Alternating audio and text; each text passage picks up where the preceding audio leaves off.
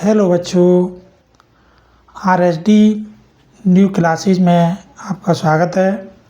आओ कक्षा 10 के गणित में दी गई एक प्रमेय है आधारभूत अंकगणित की आधारभूत प्रमेय, फंडामेंटल थ्योरम ऑफ अर्थमेटिक।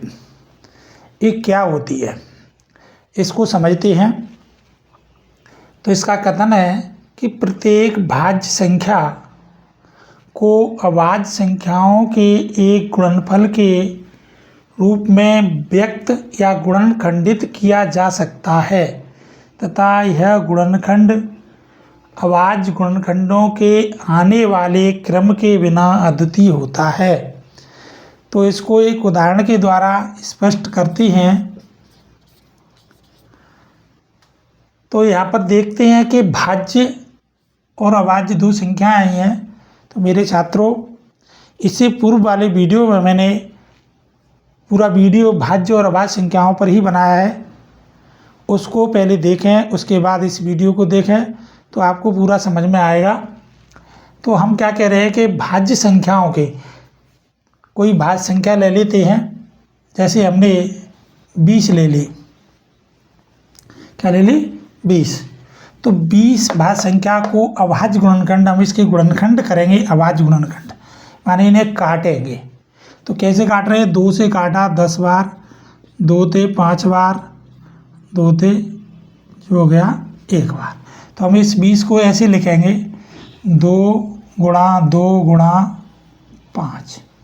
तो हमने क्या किया, भाज्य संख्या को अभाज्य संख्याओं के एक गुणनफल के रूप में, तो ये हमारे गुणनफल आए हैं, ये गुणनफल आए जो अभाज्य संख्या हैं, तो अभाज्य संख्याओं के गुणनफल के रूप में, तो इस एक अभाज्य संख्या जे अभाज्य संख्या जे अभाज्य संख्या के गुणा के रूप में लिखी है, गुणनफल रूप में व्यक्त किया जा सकता है। तो 20 को हमने व्यक्त कर दिया तथा यह गुणनखंड अभाज्य गुणनखंडों के आने वाले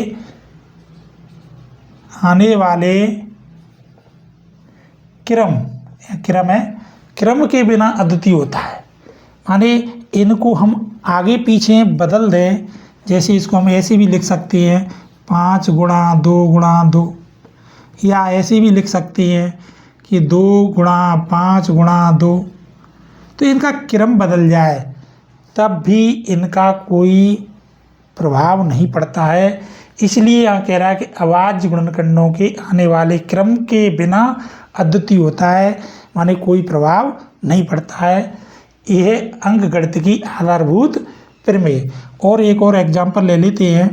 जैसे हमने ले लिया 45, तो 45 की गुणनखंड अभाज्य गुणनखंड करेंगे तो 3 से विभाजित होगी, फिर 3 से होगी, फिर 5 से होगी। तो हमने अभाज्य गुणनखंडों के रूप में, गुणनफल के रूप में, माने गुणा के रूप में लिख लिया।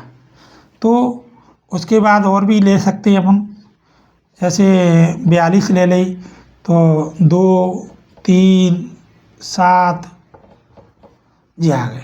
तो इनका क्रम कैसे भी बदल जाए, इनको ऐसे भी बदल सकते हैं 3 गुणा 7 गुणा 2, 7 गुणा 3 गुणा 2, कोई भी क्रम हो फिर भी इनका मान नहीं बदलता है। इसी को कहते हैं अंकगणित की आधारभूत प्रमेय। और इसका उपयोग क्या है हमारे जीवन में, तो LCM, अगले वीडियो में LCM और HCF निकालना सिखाएंगे। तो LCM क्या होते हैं एवं HCF, इनको निकालने में इस अंकगणित की आधारभूत प्रमेय का प्रयोग किया जाता है। और देखिए, हम इनको लिखने का एक तरीका और है, 2 पे घात 2 2 के 12, 2 बार 2 गुणा 5, हम ऐसे भी लिख सकते हैं। और इसको भी ऐसे लिख सकते हैं 3 पे घात 2 गुणा 5। तो जो संख्या जितनी बार है उतनी घात चढ़ा सकते हैं, तो घात के रूप में भी इनके गुणनखंडों को लिख सकते हैं। तो समझता हूँ मैं छात्रों, आपकी समझ में आधारभूत अनुपातिक प्रमेय आ गई होगी। और आगे के फिर मिलेंगे। वेलकम, जय हिंद, जय भारत। और वीडियो समझ में आया तो वीडियो क्या है, आगे को शेयर करें, लाइक करें, सब्सक्राइब करें। जय हिंद।